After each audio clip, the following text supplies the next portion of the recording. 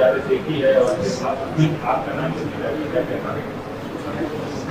ऐसा है ना, तेलंगाना का जो कांग्रेस का अध्यक्ष है, उनके लीडर राहुल गांधी ने उनको इसलिए अध्यक्ष बनाया तेलंगाना का क्योंकि वो बीजेपी आरएसएस से आए थे।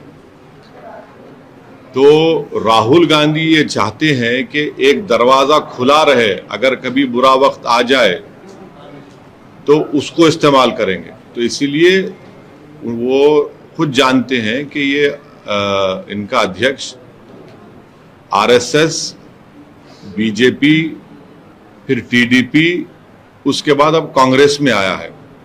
तो ये सब इनका जो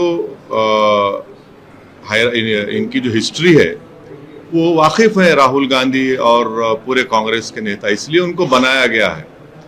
और जो आरएसएस से खुद आता है, जो बीजेपी में था, वो आकर अगर हमको उंगली उठाएगा तो गलत है।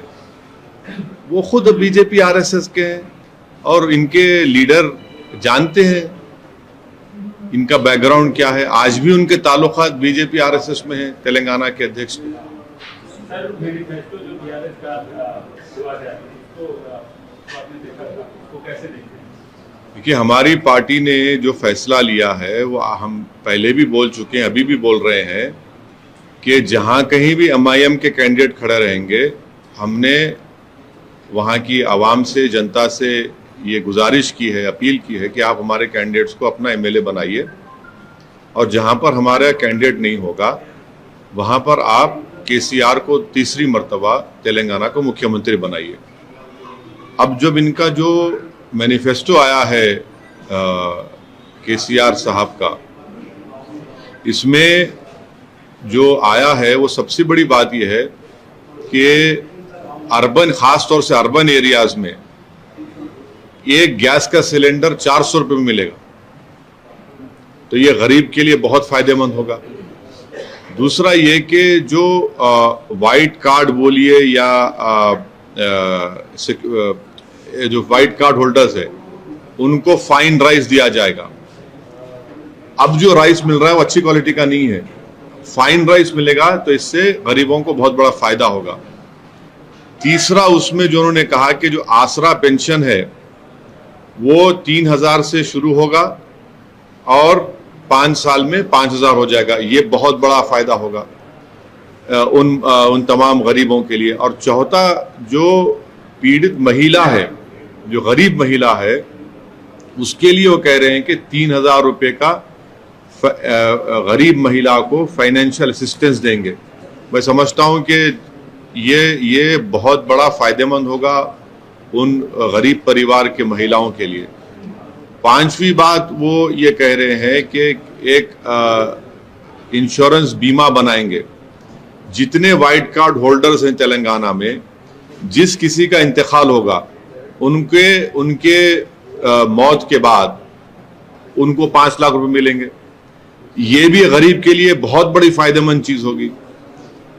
और फिर GHMC, greater Hyderabad municipal corporation limits में उन्होंने इस मैनिफेस्टो में कहा कि 1 लाख 2 BHK के घर बनाए जाएंगे। तो जिस तरीके से हम पर जो प्रेशर है जनता का कि 2 BHK हमको मिलना चाहिए, मैं समझता हूं कि एक जेन्यून एक डिमांड है। इससे ग्रेटर हैदराबाद म्युनिसिपल कॉरपोरेशन में इससे बहुत बड़ा गरीबों को फायदा होगा।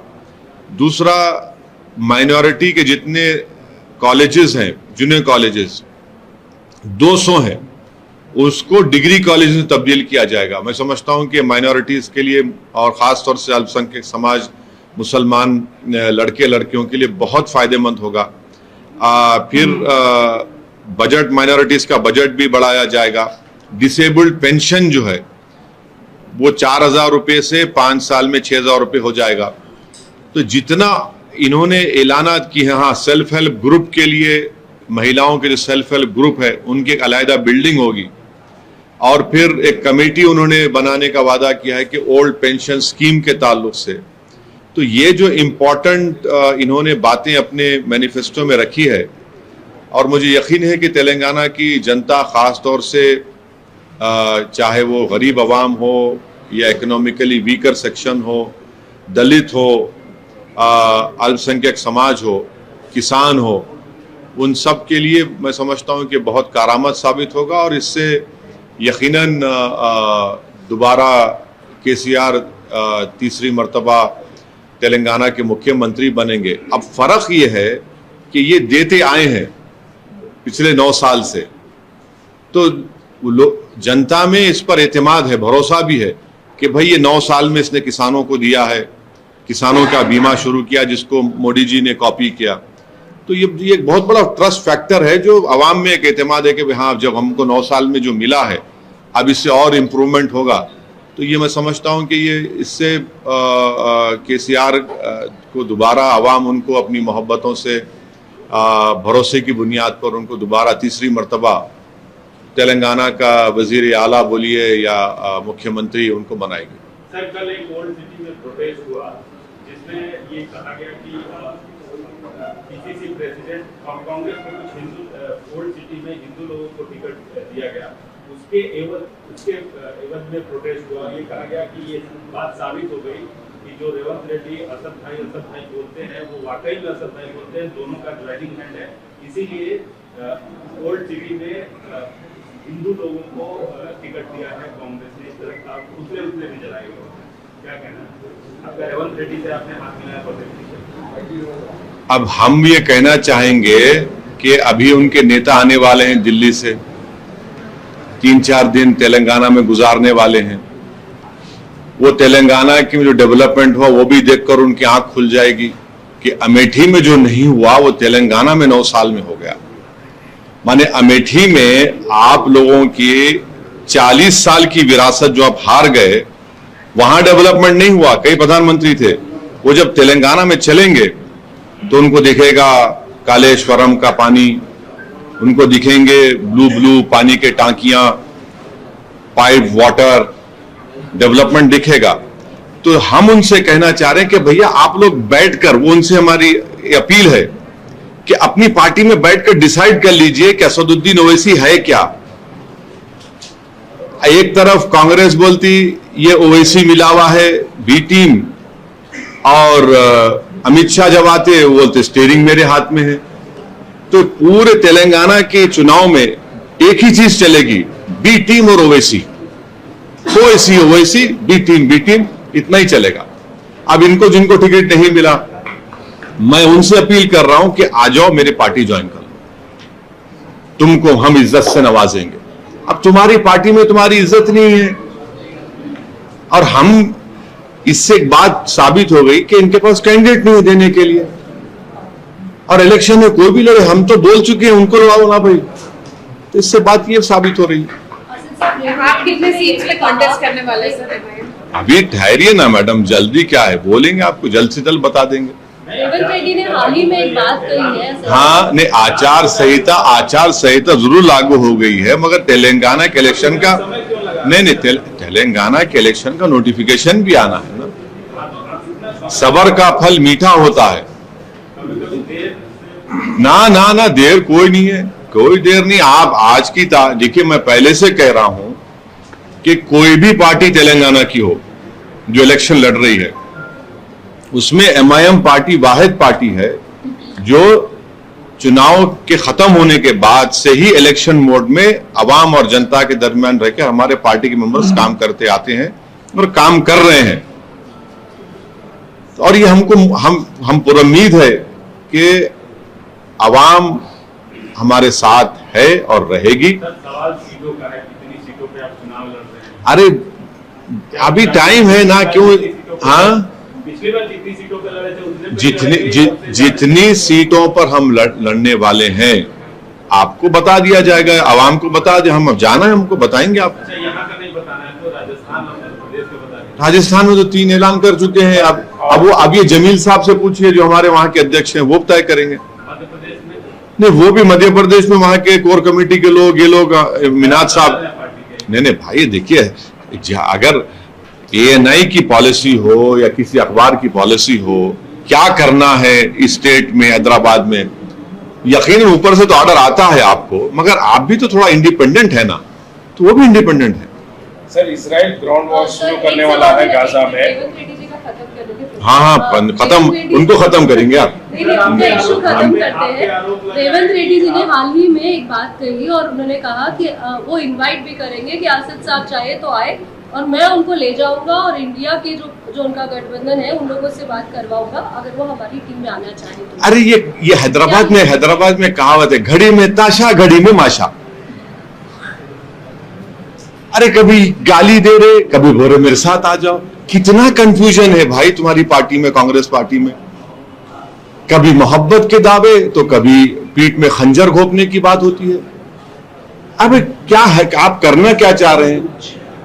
आप डिसाइड कर लो भैया। आप बोल रहे कभी हम साथ लेके जाएंगे, कभी बोल रहे नहीं ये तो मिले हुए हैं, फिर जिसको टिकट नहीं बोल रहा वो मेरे को दूल्हा बना दे रहा है। मेरे को ये तो इससे टोटल कंफ्यूजन और अनसर्टेनिटी उस पार्टी में है और तेलंगाना की आवाम देख रही है उसको।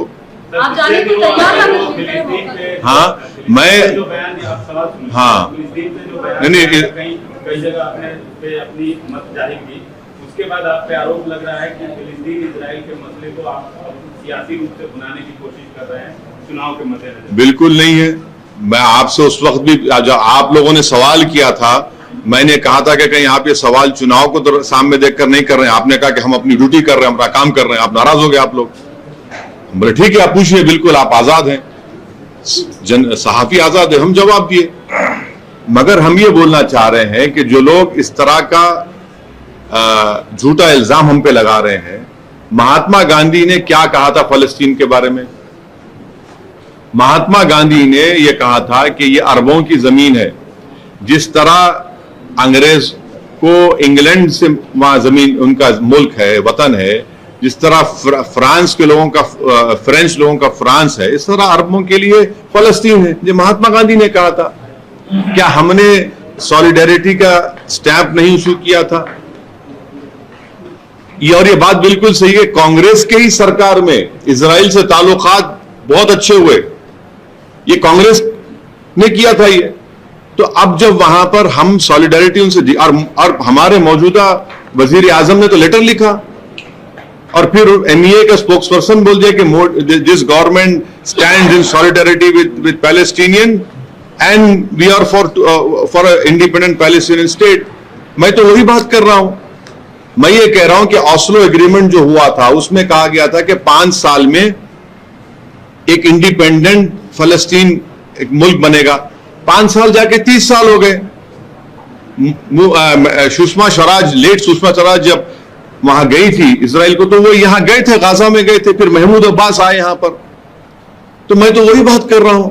और इजराइल ऑक्यूपायर है और इंटरनेशनल लॉ और वॉर क्राइम से वहां की जो सरकार कर रही है कि आप गाजा में जो हमला कर रहे हैं, कलेक्टिव पनिशमेंट इंटरनेशनल क्राइम है ये। आप बताइए कि 6 दिन में आपने 6000 बम बरसा दिए, 1800 लोगों की मौत हो गई, जिसमें 500 के करीब बच्चे हैं। कलेक्टिव पनिशमेंट दिया जा रहा है गाजा के रहने वालों को, इंटरनेशनल क्राइम है ये। हम अपने सरकार से, अपने प्राइम मिनिस्टर से ये डिमांड कर रहे हैं कि रोके इस जो क्राइम इजराइल कर रहा है, जो ज़ायनिस्ट कर रहे हैं गाजा में। आप उनको, वो तो ओपन एयर प्रिजन है, गाजा 16 साल से ओपन एयर प्रिजन है। वायलेंस की हम कंडेम उस पहले भी किए, आज भी कर रहे हैं। मगर आप कैसे कलेक्टिव पनिशमेंट दे रहे हैं पूरे गाजा के लोगों को? आप पूरे उसको खाली करना चाह रहे हैं। आप कह रहे हैं कि भाई आप नॉर्थ से निकलकर साउथ में चले जाओ या इजिप्ट के डेजर्ट में चले जाओ। ये कैसे होगा? और इसका इंपैक्ट क्या होगा उस पूरे एरिया में, जिसको हम इंडियंस बोलते हैं वेस्ट एशिया? उसमें क्या इंपैक्ट पड़ेगा बताइए? हमारा तेल आता है वहां से, हमारे भारत के लोग इन तमाम अतराफ के कंट्रीज में काम करते हैं। तो यही हम कह रहे हैं। इसको चुनाव का मुद्दा कहां है ये? सर रोकने की तो दूर की बात है, मगर अभी तो ग्राउंड वॉर शुरू करने वाला है इजराइल बोल के।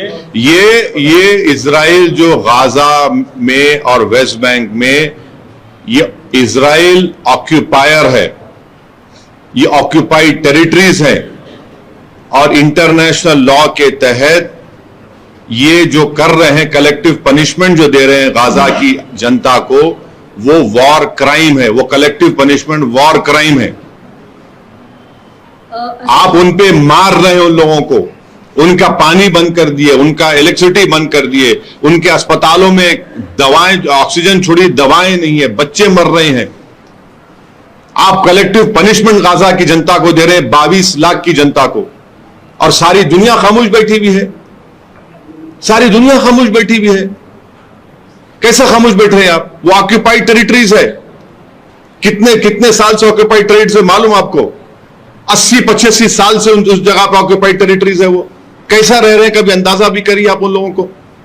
उनके बच्चों को वीजा मिलता, बाहर नहीं जा सकते। काम करना है तो उनको, अरे भाई कोविड के दरमियान में जो रिस्ट्रिक्शंस इंडिया में थे, उससे ज्यादा रेस्ट्रिक्शन 16 साल से गाजा में है। 16 साल से गाजा में है, तो कौन से इंसानियत के मजारे किए जा रहे हैं? देख नहीं, दुनिया देख नहीं रही है कि मासूम बच्चे बिल्डिंगें गिर रही हैं, उसमें मर रहे हैं। अस्पताल का डॉक्टर रो रहा है कि इलाज करने का दिखता है कि अपनी मां और बाप उसके मरे हुए हैं वहां पर। तो ये तो इंसानियत का मसला है। हम तो हमारे प्राइम मिनिस्टर से ये बोलना चाहेंगे कि आप इसको रुकाइए, आप इसको रुकाइए, ये गलत हो रहा है। सर, भाजपा के संघीय सोम ने कहा, हाँ, गुलाबी गाड़ी का स्टीयरिंग हरा है। गुलाबी गाड़ी का स्टीयरिंग हरा नहीं, मेरी गाड़ी अलग है। मेरी गाड़ी माशाल्लाह से अच्छी है, उनकी गाड़ी उनकी मुबारक। मगर पंजा कौन पकड़ा हुआ है? आरएसएस वाला पंजा पकड़ा हुआ है, बीजेपी से आने वाला पंजा पकड़ा हुआ है। ये बात सोचने की है। सर सर गाजा के बारे में बोल रहे हैं, लेकिन जिस प्रकार से हमास ने अटैक किया, जो भी वायलेंस हो रहा है हम उसका कंडेम करते, तो हमास का नाम वो हर एक को कंडेम करते। आपको नाम से आप बोली नेतन्याहू वॉर क्रिमिनल है, बोल सकते आपका चैनल? क्यों आप लोग जायनिज्म को सपोर्ट कर रहे? क्यों आप लोग जो 16 साल से वहां पे आप लोग बोल रहे थे अपने टीवी चैनल पे, आपका एंकर बोल रहा है कि जो इजराइल की सरकार कर रही है वो वॉर क्राइम है? बोलिए ना आप लोग नहीं बोल पा रहे हैं। आप लोग सिर्फ जो मर रहा है उसको आप दिखा रहे हैं कि वो बुरा है, जिसके बच्चे मर रहे हैं आप दिखा रहे हैं कि वो बुरा है, जिसके पीने का पानी बंद हो गया, जिसको गैस नहीं है, इलेक्ट्रिसिटी नहीं, आप उसको बोल रहे हैं कि अच्छा हो रहा है। आपके टीवी के एंकर्स को बोलना चाहिए। इतनी मोहब्बत क्यों है आपको ऑक्यूपायर से, वहां पर जो ऑक्यूपायर इजराइल? सर, संगीत सोम ने एक बात कही है कि एएमयू में जो पढ़ाया जा रहा है वो आतंकवाद। वो एक काम करिए, उनको जाके अपने प्राइम मिनिस्टर को बोलना चाहिए, जाके उनके अमित शाह को जाके बोले कि सर ये क्राइम पढ़ाया जा रहा है। बोलिए, होम मिनिस्टर को बोलते क्यों नहीं आप? बोलिए ना, वो उनको जाके बोलिए। अरे छोड़िए ना, वो ये सब जाके बोलिए। ये इलेक्शन हार गया ना, इन इलेक्शन हार गया यूपी में, तकलीफ में होगा बेचारा, पेट में दर्द है उसको। सर, शरद पवार जी भी आप जो लाइन्स बोल रहे हैं उसी लाइन्स पे बोल रहे हैं कि ये जो लैंड है वो पैलेस्टाइन का है। नहीं, देखिए सुनिए, ऐसा नहीं है। असदुद्दीन ओवैसी बोल रहे हैं, ये इंटरनेशनल लॉ के तहत यूनाइटेड नेशंस के रेजोल्यूशंस हैं। ये ऑक्यूपाइड टेरिटरीज है, इजराइल ऑक्यूपायर है, इजराइल एग्रेसर है, इजराइल ऑपरेसर है, फलस्तीनी ऑपरेस्ड हो रहे हैं पिछले 80 साल से। ये फैक्ट है, ये इंटरनेशनल लॉ है। और अगर आप कलेक्टिव पनिशमेंट जो दे रहे हैं वो भी वॉर क्राइम है इंटरनेशनल लॉ के तहत। ये फैक्ट है, इसको आप इन्हों बोले मत डालो। आप पढ़ते नहीं, आप लोग पढ़ के बोलो। आप प्राइम मिनिस्टर साहब पिछली बार खुलेआम तौर पे ट्वीट करके कहा है कि हम इजराइल के साथ हैं, तो आप उसके बाद एमईए का स्टेटमेंट भी आया, और ये क्यों हो रहा है? अगर ऑस्लो एग्रीमेंट जो आप बोले थे कि 5 साल में इजराइल पैलेस्टीन एक कंट्री बन जाएगा, 30 साल हो गए, क्यों नहीं बना रहे आपका इजराइल पैलेस्टाइन को? आप पैलेस्टाइन को बनाइए, सब खत्म हो जाता, वायलेंस खत्म हो जाता।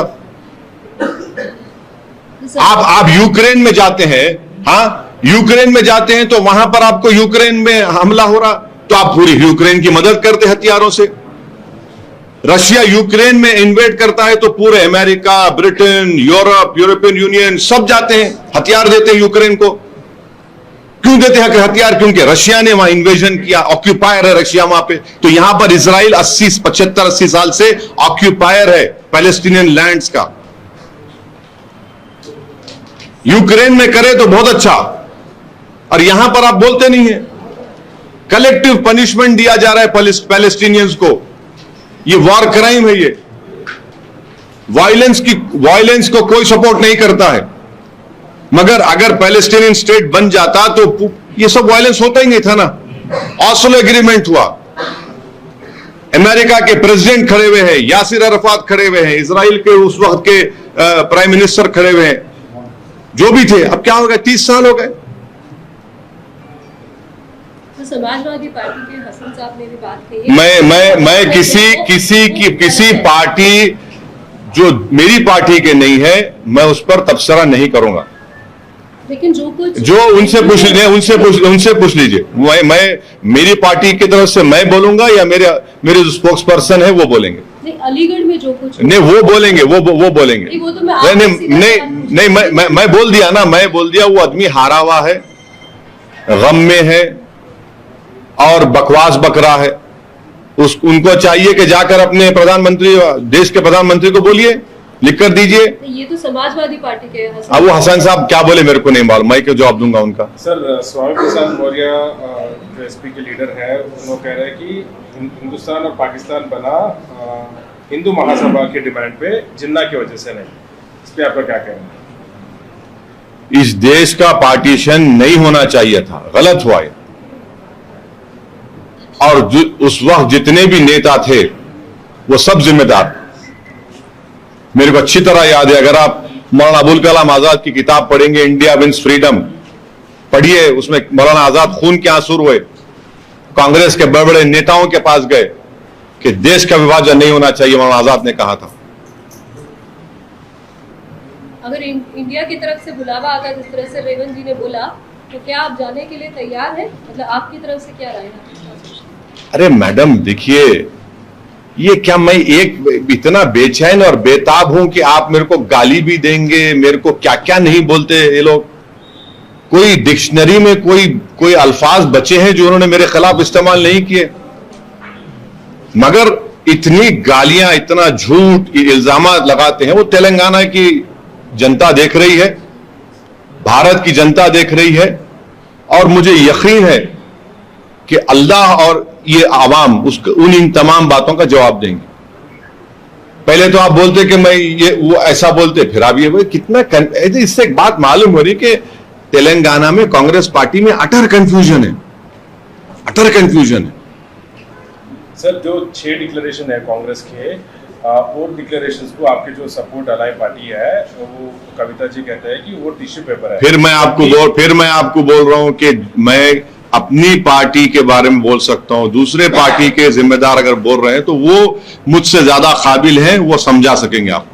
Sir, you're talking about, you just said a statement, you're saying that this country's partition shouldn't have happened. It's a fault of the leaders who are supporting this. Do you think there could have been a drastic change if the partition had not happened? Well, see, historically this was one country. Unfortunately, it was divided. It should not have happened. This is what I can say. But if you want arrange a debate, I'll tell you who's responsible. Who's responsible for the division of this country? One should read the book written by Maulana Abul Kalam Azad, India Wins Freedom, and see with what pain he has written in that book, and who's responsible, how he went from one leader of Congress to another leader of Congress to third and fourth leaders, pleading with them, don't accept this proposal of partition. It is not me, it is Maulana Azad. It is all the Islamic scholars of that time who opposed the two-nation theory. They were also very heartbroken. Whom do you think, sir, who are responsible? Well, it's a long story. It will take, I cannot give a one-line answer for a historical mistake that was committed at that time. Sir, what would you like to state on Congress manifesto? Yesterday, BRS manifesto released, you have supported it. No, see, the question is, you have a government of TRS or a BRS now for last 9 years. They have delivered on certain promises which they had made to the people of Telangana. Number one, we don't have a problem of electricity. Clean drinking pipe water is available. The lakhs and lakhs of acres of land has been irrigated. We are producing rice as equal to Punjab also now. Second highest fish producer. In Hyderabad surrounding and Hyderabad and surrounding area has become an hub of IT. You have Amazon, Facebook building their offices in Hyderabad. Hyderabad has been peaceful. There has been no communal riot, mashallah. So people and then certain promises of 2 BHK also have been given. Now, when people see that yes, in last 9 years there is a continuation of development, progress, peace, and prosperity, and when the Chief Minister announces that if the people of Telangana make me the Chief Minister the third time, which I am sure he will become, inshallah, he said that you will get a gas cylinder in 400 rupees. And I am sure the poor people, especially the women folk, would be really happy that if you can, in this day and age where price rise is skyrocketing, people are finding it difficult to even pay fees, or if someone falls ill, they go into debt. 400 a gas cylinder and 400 rupees is a tremendous benefit to the poor people and especially the women people. It includes everyone. It includes people who have a white ration card. Now, Arogya Shri would be increased from 5 lakh to 15 lakh. The biggest cause of poverty in India is when a poor man falls sick or ill. He gets into this cycle of debt. Now, from 5 lakh to 15 lakh, it will benefit those poor people. Thirdly, he has announced a universal insurance scheme for all white ration BPL family card holders. Anyone who dies will get a 5 lakh rupees. Fourthly, Asra pension will be increased to 3,000, and in next 5 years it will be nearly every year 500 rupees would be increased. Within the Greater Hyderabad Municipal Corporation, 1 lakh houses will be constructed. And I am telling you, the amount of pressure on elected representative of Hyderabad is so much for this 2 BHK housing scheme. I would feel that this is a tremendous thing. If in next 5 years, if we can achieve that 1 lakh houses, it will be the poorest people who will benefit more. Then on BPL card, the present rice which is given is not at all good. I accept that. The government is promising, KCR is promising fine rice. Again, it will benefit the poor people. And then for minority residentials, there are 200 minority residential schools in Telangana. You have more than 130,000 Muslim boys and girls studying in those colleges. Not only minority, but also backward class and scheduled caste and scheduled tribe. All of that is 200 Temris minorities junior colleges will be converted into degree colleges. Can you imagine these students continuing their studies after finishing their 12th standard? And they'll be studying free in those reputed degree colleges which will be formed. And then minorities budget will be increased. Thirdly, the Kisan, the Raitu would get 12,000 per acre, and in the next 5 years it will become 16,000 per acre. 3,000 rupees assistance will be given to poor eligible women. I sit in this office of mine, and not a day passes where I meet more than at least every day 20 to 30 women coming in and saying, sir, please help us. So all in all, I feel that this is a manifesto which will really benefit the people of Telangana who are suffering because of high price rise, wrong economic policies of our Prime Minister Narendra Modi. And this has been done keeping in mind all these economic factors, economic challenges which the country and country is facing. So I feel that if the BRS party takes it in a more aggressive way to the common masses of Telangana people, it will definitely help them. What is wrong? And what is wrong if you see these are all a disabled pension from 4,000, 6,000. What is the, you whatever, see, and please remember the highest per capita GDP is Telangana. So this government is duty bound to give it back to the people of Telangana for their prosperity, for their upliftment, and every section will progress. on one this side- financial situation of the state, where the CAG also expressed concern that you're using borrowed money to pay loans. Do you Well, think well, that's well, very practical? well, you should also read the CAG report which talked about what the Narendra Modi government did. This is a state where it is a progressive state. This is a state which has the highest per capita GDP income. Yes, these challenges would be there, but I'm sure, the political sagacity which KCR has, he will overcome all these. See, he has delivered. I will tell you, I was an MLA twice. And by the grace of Allah subhanahu wa ta'ala and the support of duas and people, I am a 4th-time MP. I have seen power shortage in Hyderabad for every day, 4 hours, 6 hours. There is no load shedding now. I have seen communal rights, there are no communal rights. Civic communities development is ongoing. There is visible development in Hyderabad and in other urban areas of Telangana. Yes, we'll have to focus more on stormwater drains. Because of the climate change and you have a rainfall, there are many areas which get submerged. This is a challenge and an opportunity to do it. But all in all, if you see, there's visible development there. Mission Bhagiratha, Mission Kaleshwaram.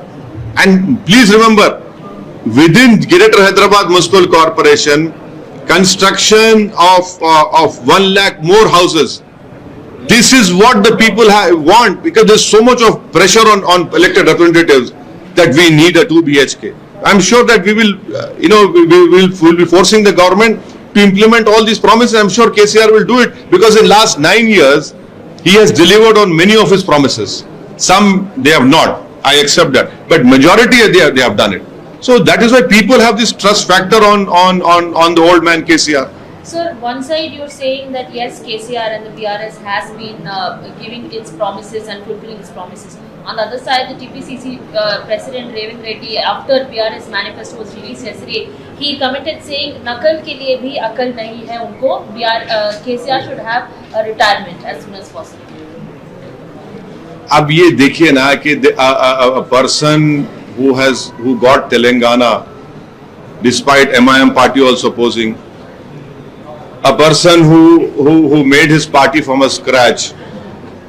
I was an MLA when KCR resigned as the deputy speaker. I was an MLA when KCR formed his party and won from Siddipet. When Mr. Chandrababu Naidu was the chief minister, having some 180 odd MLAs. A man went nearly into the jaws of death, came back, won an election, and whatever development you are seeing in Telangana is because of what the KCR has done. What did Congress party do, please tell me, in the erstwhile Andhra Pradesh? They were communal rights. Every festival of Muslims or Hindu community, they were communal rights, or a threat of a communal right. There was load shedding. There was no development. There was no civic amenities where there were plethora of civic amenities. Problems were there. At least those have been fulfilled. And then he talks about old pension scheme. What is wrong in that? He's going to form a committee on OPS. In last 9 years, you can see a continuation of development, progress, prosperity in Telangana. I'm sure people are seeing this. Yes, more needs to be done. More needs to be done, and I'm sure that they will rise up to that challenges and do it. So this talk about he should retire, he should that. I mean, your leader loses an election from their home borough of Amethi. He talks this in this way. What have your party done in the erstwhile Andhra Pradesh when you were in power for many years? From Neelam Sanjeeva Reddy, to various chief ministers, right up to Mr. Kiran Kumar Reddy. In between, you had that Telugu Desam rule of late N.T. Ramarao and Mr. Chandrababu Naidu. Major years were with you. Show me one Congress state where the minority budget is 2200 crores. Please show me. You are ruling in various states in Rajasthan. What is the budget in Rajasthan minorities? 250 crores. Same amount of population. What have you done? Please tell me. In Karnataka, you have not yet lifted the hijab ban. In Karnataka, you are in power. You are not yet changed that order which BJP passed of not giving reservation to Muslims. So the Congress president should speak in a language whereby he should not disrespect a person by disrespecting KCR, by talking in such unparliamentary language. The people of Telangana are watching. You don't have a CM candidate in front of you, and you have a person who has done everything for Telangana. Yes, there are weaknesses. We have to criticize KCR also, but in this language, by demeaning him, by calling him, in this way, in this language, people of Telangana are watching. They will give a reply in the elections. Sir सभी को MIM की list का इंतजार है, कब तक जो है लिस्ट जारी करेंगे सभी? हाँ जी, मेरे घर में भी इंतजार है। मैनिफेस्टो को क्या कैसा होने वाला है, क्योंकि बीआरएस की जो मैनिफेस्टो उसकी तो आप जारी कर रहे हैं, तो आपकी मैनिफेस्टो में क्या अलग और क्या नया दिखेगा? हमारा मैनिफेस्टो ये है कि हम रोज दारुसलाम में हफ्ते में 6 दिन सुबह 10 साढ़े 10 बजे से 3 बजे तक बैठते। हमारा मैनिफेस्टो में हम काम कर रहे हमारे एरिया में, हमारे पूरे पार्टी के मेंबर्स, हमें हमारा our work is our identity, that is our manifesto. और मैं आपको बोल रहा हूं, आरटीआई एप्लीकेशन डाल के निकाल के देख लो, जहां से एमआईएम पार्टी के एमएलए थे, कितना डेवलपमेंट का काम ग्रेटर जीएचएमसी से हुआ, हैदराबाद मेट्रो वाटर वर्क से हुआ, इलेक्ट्रिसिटी डिपार्टमेंट से हुआ। आप निकाल के देख लो कितने शादी मुबारक के चेक्स सबसे ज्यादा अगर बांटे गए तो हमारे एमएलए ने हमारे कॉन्स्टिट्यूंसीज में हुआ। चीफ मिनिस्टर रिलीफ फंड का रिकॉर्ड निकाल के देख लो आप, कितने माइनॉरिटी टेमरिस के स्कूल जूनियर कॉलेजेस है, आप वो देख लो कि हम हर साल गवर्नमेंट आप एमआईएम पार्टी की तरफ से 2005 से हम लोग हर साल 17,000 गवर्नमेंट के जो गवर्नमेंट उर्दू मीडियम स्कूल्स में वहां बच्चों के एजुकेशन स्कीम हम बैग्स देते, एग्जाम की फीस देते, उनको प्राइजेस देते। ये हमारा काम है, ये हम ये काम को लेकर आवाम के सामने जाएंगे। और तेलंगाना में लोग जानते हैं कि एमआईएम एक गरीबों की, मजलूमों की एक ताकतवर सियासी आवाज है। वो जानते हैं कि पिछले 65 साल की मेहनत और कुर्बानियों के बाद आज हमको ये मौका मिला है, तो ये सब चीजें हैं। सर एक सवाल ये भी कि अब बीआरएस ने तो अपनी लिस्ट दे दी, अब आप भी अपनी लिस्ट देंगे। हो, मैं बोल रहा हूं ना, दोनों जगहों पर अगर मतलब एक ही जगह पर अगर आपके और बीआरएस के लोग खड़े होंगे तो आपको नहीं, जहां मैं आपको मैडम मैं आपको कई बार कह चुका हूं, जहां पे एमआईएम के कैंडिडेट्स खड़े रहेंगे वहां पे हम एमआईएम कैंडिडेट्स को कामयाब करेंगे, जहां पे नहीं रहेंगे वहां पर तेलंगाना के अवाम केसीआर को तीसरी मर्तबा अपना मुख्यमंत्री बनाए। नहीं, आपका सवाल समझ गया, आपको जवाब भी दे दिया। Thank you sir. Okay, thank you.